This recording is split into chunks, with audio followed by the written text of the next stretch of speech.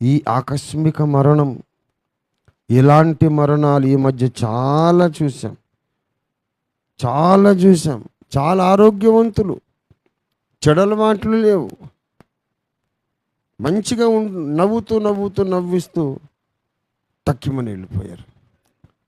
అలా నీకు జరగదని నీకేం గ్యారంటీ? జరగకూడదని ఏముంది? If this can happen to anybody, any moment, you may have to leave this world. అక్కడికి పోయిన తర్వాత నీకు నచ్చింది నువ్వు చేసినందుకు ఏం బహుమానం ఉండదు బాబు. ఎందుకురా ఇలా చేసావు, ఎందుకమ్మా ఇలా చేసావంటే, నేను అట్లా అనుకోలేదు, నా ఇష్టం. నీ ఇష్టం ఏమిటి? నువ్వు చచ్చిపోలేదా? ఇంకా నువ్వు చచ్చిపోలేదా? నీ ఇష్టం ఏంటి? ఇలా నీ సొంత ఇష్టం కొరకు బ్రతకడానికి నీ కొరకు నేను ప్రాణం పెట్టాను.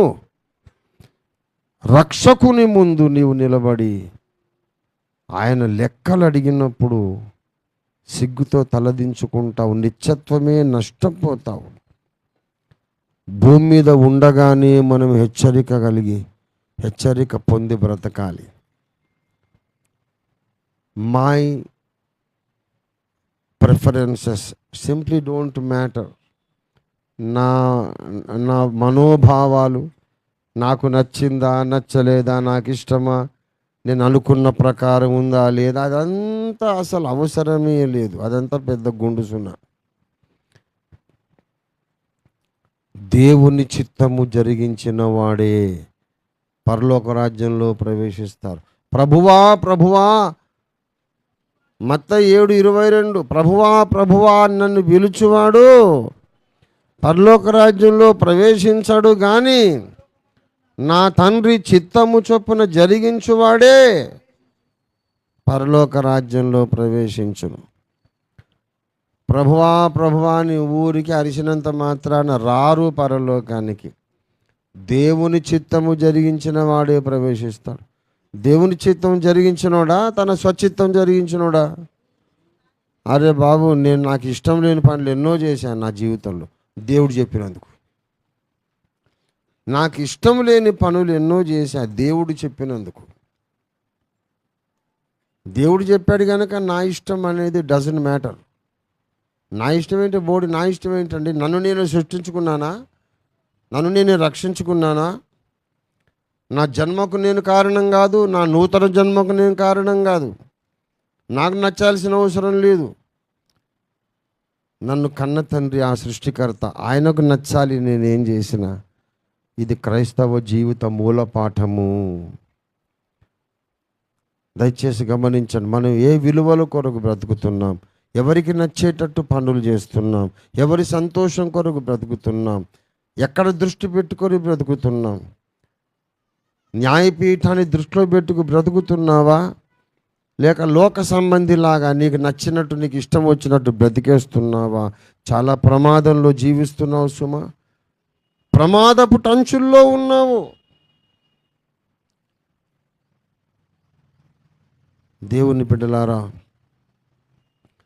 ఒక స్పెషల్ సీజన్ ఆఫ్ ప్రేయర్, ఉపవాస ప్రార్థన ప్రతిష్ఠించుకొని, ప్రభువా నేను మరణించి తిని నేను చచ్చిపోయాను అని పౌలు చెప్పిన ఆ అనుభవం నాకు వచ్చునట్లుగా సహాయం చేయమని, పౌలులాగా నేను చచ్చిపోయిన క్రైస్తవుడుగా, చచ్చిపోయి క్రీస్తులో మాత్రమే జీవిస్తున్న క్రైస్తవ విశ్వాసిగా, నేను చచ్చాను, నేను బ్రతకట్లేదు, ఇప్పుడు క్రీస్తే నాలో జీవిస్తున్నాడు అని చెప్పగలిగిన వ్యక్తిగా నేను ఎప్పటికి మారుతానో నాకు సహాయం చేయి నాయనా అని ఇదొక్కటే పాయింట్ అడగడానికి ఒక 3 దినాలు ఉపవాసం ప్రతిష్ఠించుకోవాలి అందరూ కూడా.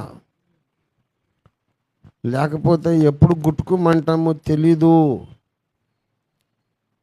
తీరా దాటుకొని అవతలికి వెళ్ళిపోయిందాకా ఇలాగే బ్రతుకుతామా? సొంత ఇష్టాల కొరకు స్వచిత్తం నెరవేర్చుకుంటూ బ్రతుకుతాము. ఇలాగే కీసులాడుకుంటూ, ఒకరినొకరు అవమానించుకుంటూ, దూషించుకుంటూ, గాయపరుచుకుంటూ ఇలాగే బ్రతికేద్దామా పైకి వెళ్ళిపోయిందాక? చాలా ప్రమాదకరమైన స్థితిలో మనం బ్రతుకుతున్నాము. ఎప్పటికప్పుడు ఈ రోజే నాకు ఆఖరి దినం అనుకొని బ్రతకాలి. ఇంకొక దినం దేవుడిస్తే ఆయన కృప. నిన్న పోవలసిన వాళ్ళం మనం, నిన్న పోవలసిన వాళ్ళం. దేవుడు ఎక్స్టెన్షన్ ఇచ్చాడు ఈరోజు. ఏదో నువ్వు గొప్పగా బ్రతికేసావని కాదు, ఎప్పుడైనా మారు మనసు పొందుతావని ఇంకో దినం ఇచ్చాడు. ఇప్పుడైనా మారు మనసు పొంది దేవుని చిత్త ప్రకారం బ్రతుకుతావని ఒక నూతన సంవత్సరం ఇచ్చాడు, నూతన మాసం ఇచ్చాడు. బ్రతుకుని ఇంట్లో ఆయన ఇలాగ సాగదీస్తూ ఎక్స్టెన్షన్ చేస్తూ ఉన్నాడు. ఎన్నిసార్లు జీవిత కాలాన్ని పొడిగించినా మారు మనసు పొందకపోతే మరి తిరుగు లేకుండా హఠాత్తుగా ఇక్కడి నుంచి వెళ్ళిపోవాల్సి వస్తుంది. పైకి పోయినాక గ్యారెంటీగా ఈ ప్రసంగం అందరూ గుర్తు చేసుకుంటారు. నేనైతే భయంగా బ్రతుకుతున్నానండి. ఎప్పుడు వెళ్ళిపోతానో తెలీదు, ఉంటానేమో తెలీదు. నాకేం పర్వాలేదు, నాకేం ఢోకా లేదులే, ఇప్పుడు ఏం కాదు నాకు అని అనుకోవద్దు. ఉంటే దేవునికి స్తోత్రం, కానీ దేవుడు పిలిచినా నాకేం పర్వాలేదు అన్న ధీమాతో బ్రతకాలి.